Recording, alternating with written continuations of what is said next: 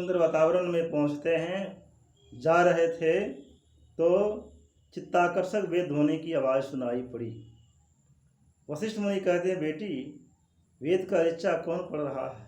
वेद ध्वनि की आवाज़ कहाँ से आ रही है? पुतहु कहती हैं, मेरा गर्भस्थ संतान अर्थात आपका पोता वेद का ऋचा पढ़ रहा है। वशिष्ठ मुनि कहते हैं, इसमें सुसंस्कार कैसे जागृत हुआ? कहते हैं, आपका पुत्र अर्थात शक्ति मुनि नित्य नियमित रूप से मुझे वेद मंत्र सुनाया करते थे, जिसके प्रभाव पर यह बच्चा वेद मंत्र का उच्चारण कर रहा है। और बच्चे के जन्म के 20 वर्ष पूर्व संस्कार की नींव डाली जाती है। जन्म के 20 वर्ष पूर्व का मतलब क्या हो गया? कोई भी कन्या 20 वर्ष की हो जाती है, पुरुष 23 वर्ष के हो जाते हैं, उनकी देह में संतानोत्पन्न करने की पूरी तरह से क्षमता आ जाती है। कहने का मतलब है 20 वर्ष पूर्व का मतलब यह हुआ कि जो दंपति संतान देने के काबिल हुए हैं, उनके माता पिता अर्थात उनके जन्म के पहले से ही उनके माता पिता सदाचारी हों, शुद्धाचरण से रहनी गहनी अपने आप को रखे, वो बच्चा सदाचारी होता है। इसी बात को भगवान श्री राम एक बार कोयल के रूप में लक्ष्मण जी के माध्यम से हम लोगों को ज्ञान दिए। जब ये दोनों भाई पंचवटी में रह रहे थे, एक दिन भगवान श्री राम कहते हैं, लक्ष्मण आज फल लाने के लिए मैं जाऊंगा। बहुत विलंब के बाद भगवान श्री राम फल लेकर के वापस आते हैं। दूर ही से देख रहे हैं लक्ष्मण जी की तरफ। लक्ष्मण जी आश्रम में कैसे बैठे हुए हैं, उनकी तन में स्थिरता है, मन में स्थिरता है, श्रद्ध में संलग्नता है। लक्ष्मण जी को विरागी अवस्था में देखकर, विरही अवस्था में देख करके भगवान श्री राम को बड़ी प्रसन्नता होती है। भगवान श्री राम तत्क्षण छिप जाते हैं, कोयल का रूप धारण करके एक डाल पर बैठ जाते हैं। उसी जगह से संस्कृत में उच्चारण करते हैं, फूलम दृष्ट्वा फलम दृष्ट्वा दृष्ट्वा औषध यौवनम तृणे रत्नानि दिष्टवे कसनो चलते मनः।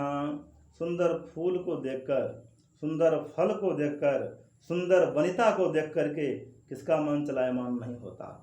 लक्ष्मण जी अगल बगल देख रहे हैं, यहाँ तो और कोई है नहीं, यह कोयल शायद मुझसे ही पूछ रहा है, उत्तर मांग रहा है, इसलिए इसका उत्तर देना बहुत जरूरी है। क्योंकि लक्ष्मण जी पहचान नहीं पाए, सगुण रूप में भ्रम होता है कि मेरे भ्राताश्री ही हैं।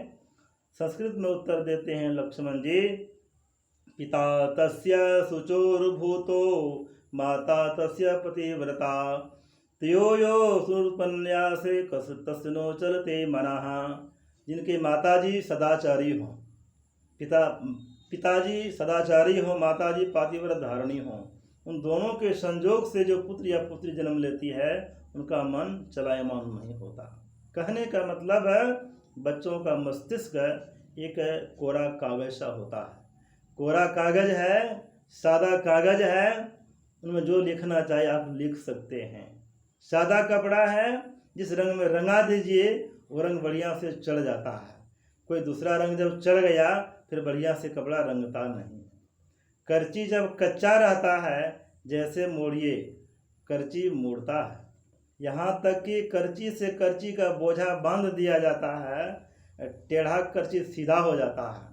वही करची जब कड़ी हो जाती है लगता नहीं है, अधिक जोर देने से टूट जाती है।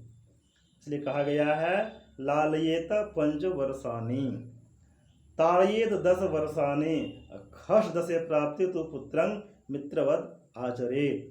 5 वर्ष तक के बच्चों का लालन पालन करना चाहिए, प्रेम प्यार देना चाहिए, डर भय नहीं दिखलाना चाहिए। और छोटा बच्चा जितना सो के रहे उतनी अच्छी बात उसको सो के रहने देना चाहिए, उसको जगाना नहीं चाहिए।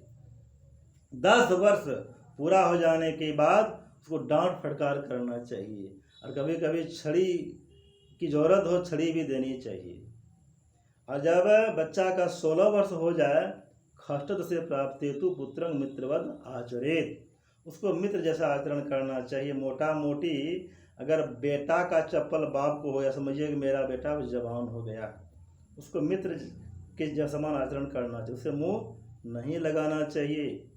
इस तरह बच्चों को संस्कार देने के लिए बच्चे को माताजी को अपनी दूध पिलाना चाहिए।